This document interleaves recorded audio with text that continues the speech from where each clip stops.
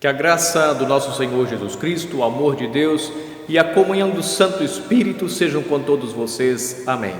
Estimados irmãos, estimadas irmãs, eu quero meditar com cada um de vocês neste momento, a partir da palavra bíblica do Evangelho de Marcos, no capítulo 8, versículos 31 até 38, aonde diz assim: Jesus começou a ensinar os discípulos, dizendo: O Filho do Homem terá de sofrer muito.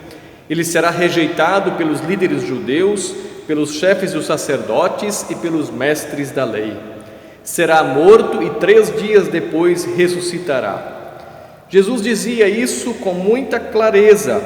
Então Pedro o levou para um lado e começou a repreendê-lo.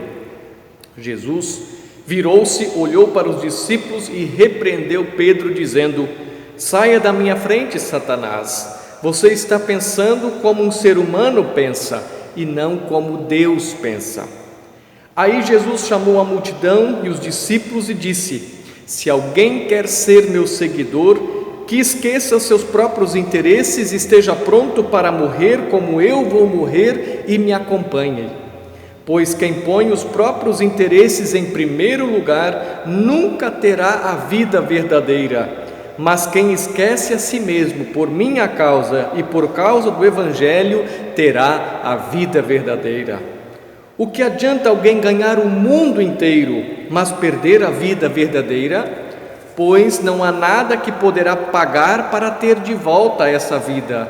Portanto, se nesta época de incredulidade e maldade alguém tiver vergonha de mim e dos meus ensinamentos, então o Filho do Homem, quando vier na glória de seu Pai, com os santos anjos, também terá vergonha dessa pessoa. Estimados irmãos, estimadas irmãs, nós estamos no tempo da Quaresma e nós precisamos ter clareza por que Jesus Cristo foi enviado ao mundo. E o texto bíblico nos dá uma resposta.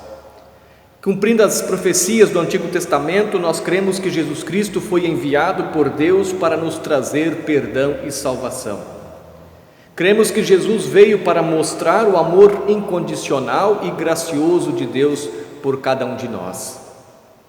E o agir amoroso de Deus pela humanidade implicava no sofrer, no morrer e no ressuscitar de Jesus Cristo. Esse era e é o plano de salvação firmado por Deus. Os profetas já anunciavam, e o texto de Marcos capítulo 8, versículo 31, nos reafirma esta profecia que o Filho do Homem, ou seja, Jesus, teria de sofrer muito. Seria rejeitado pelos líderes judeus, pelos sacerdotes, pelos mestres da lei, seria morto, mas 3 dias depois ressuscitaria. Por isso Jesus precisa ser recebido por nós como aquele que realizou o maior milagre, o milagre da salvação. É bem verdade que às vezes nós seres humanos não compreendemos plenamente o modo de Deus agir. Não compreendemos muitas vezes os planos de Deus e a vontade de Deus. Pedro, um dos discípulos de Jesus, já demonstrou dificuldade em aceitar a necessidade do sofrimento e da morte de Jesus.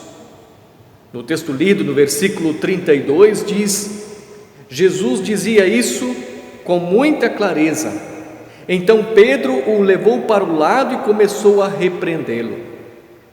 Ou seja, Pedro não quer aceitar que o plano da salvação da humanidade, implicasse no sofrimento, na morte e na ressurreição de Jesus. E Jesus trata logo de mostrar a Pedro que o modo de Deus pensar, agir, é diferente do modo de pensar e agir de cada um de nós, seres humanos.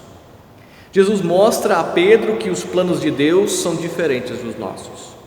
E Jesus responde a Pedro com firmeza e de forma dura, quando no versículo 33 nós lemos assim: Jesus virou-se, olhou para os discípulos e repreendeu Pedro, dizendo: Saia da minha frente, Satanás. Você está pensando como um ser humano pensa e não como Deus pensa. Talvez também nós tenhamos essa mesma dificuldade de Pedro. Talvez também nós até questionamos Deus, se Deus não poderia ter usado um outro plano de salvação, que não implicasse na morte de Jesus Cristo. No entanto, nós devemos confiar na palavra da Sagrada Escritura. Quando lá na primeira carta aos Coríntios, no capítulo 1, o versículo 18, nos diz assim: de fato, a mensagem da morte de Cristo na cruz é loucura para os que estão se perdendo, mas para nós que estamos sendo salvos é o poder de Deus. Portanto, no morrer e no ressuscitar de Jesus Cristo, nós vemos então o poder de Deus que vence a morte, vemos o maior milagre, o milagre de Deus que vence a morte, o milagre do amor de Deus que nos traz salvação, que traz salvação a todo aquele que verdadeiramente se arrepende e crê em Jesus Cristo como o único Senhor e Salvador. Deus em Jesus Cristo agiu e continua agindo de forma amorosa. Mas a graça de Deus requer também agora uma resposta da nossa parte. Se nós entendemos isto, vamos procurar também agora viver por gratidão ao que Deus já fez por nós, viver segundo a sua vontade. Ser um cristão é crer que Jesus Cristo está presente em nossa caminhada, é crer no que Cristo fez por nós, é crer no amor de Deus em Cristo Jesus, mas é também agora servir a Deus com toda a nossa vida, é seguir os ensinamentos de Cristo e colocá-los em prática. Nesse sentido, o que será que Jesus Cristo espera de cada um de nós, seus seguidores e suas seguidoras? O texto no versículos 34 e seguinte nos dá a resposta, onde Jesus então nos diz assim: se alguém quer ser meu seguidor, esqueça seus próprios interesses, esteja pronto para morrer e me acompanhe, pois quem põe os seus próprios interesses em primeiro lugar, nunca terá a vida verdadeira. Mas quem esquece a si mesmo por minha causa e por causa do Evangelho, este terá a vida verdadeira. De que adianta alguém ganhar o mundo inteiro, mas perder a vida verdadeira? Querido irmão, querida irmã, não devemos querer ganhar o mundo inteiro e perder a vida verdadeira, ou seja, perder a vida eterna no reino eterno de Deus. Devemos buscar juntar, como dizem as Escrituras Sagradas, tesouros no céu, onde as traças não podem destruir, nem os ladrões podem roubar. Jesus diz que aquela pessoa que coloca os seus próprios interesses em primeiro lugar, esta pessoa perde a vida verdadeira. O problema fica ainda maior quando não percebo que os meus interesses estão causando também sofrimento, dano ao meu próximo. É tão viável como o coração humano, o coração de cada um de nós, muitas vezes está sendo tomado, corroído pela ganância do querer sempre mais, do querer tudo, a tal ponto que muitos nem se lembram da sua caminhada de fé rumo ao reino de Deus. Quando Jesus diz que nós devemos não colocar os nossos interesses em primeiro lugar, Jesus está querendo que nós coloquemos Deus em primeiro lugar. Buscai, pois, em primeiro lugar o reino de Deus e a sua justiça, e todas estas coisas vos serão acrescentadas. Prezados irmãos, prezadas irmãs, nós queremos sim progredir na vida, queremos prosperar na vida, temos nossos planos, nossos sonhos, nossas metas, mas tudo isso, primeiro, não pode ocupar o lugar que é de Deus. Segundo, não pode nos fazer esquecer do que Cristo fez por nós. Terceiro, não pode fechar nossos olhos e nossos ouvidos para o nosso próximo. Quarto, não pode nos fazer esquecer que nós somos cristãos e devemos viver como tais. E quinto, não podemos nos esquecer que a salvação não está à venda. A salvação é para aquele que verdadeiramente crê em Jesus Cristo como Senhor e Salvador. Portanto, que todos os dias possamos nos lembrar de que Cristo veio ao mundo enviado por Deus, cumprindo as profecias do Antigo Testamento para nos trazer perdão e salvação. E para isso passou por sofrimento, pela morte e por ressurreição. Eis a graça de Deus. E esta graça de Deus requer uma resposta nossa, uma resposta da nossa fé e da nossa inteira disposição em servir a Deus como Senhor da nossa vida. Que assim seja. Amém.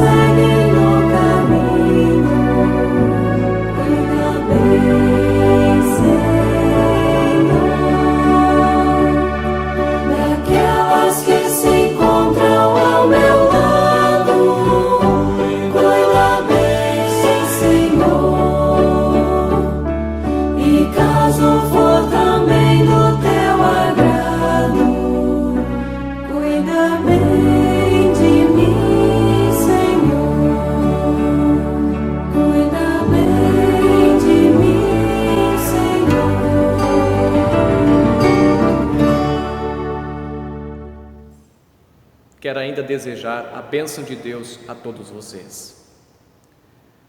O Senhor te abençoe e te guarde. O Senhor faça resplandecer o seu rosto sobre ti e tenha misericórdia de ti.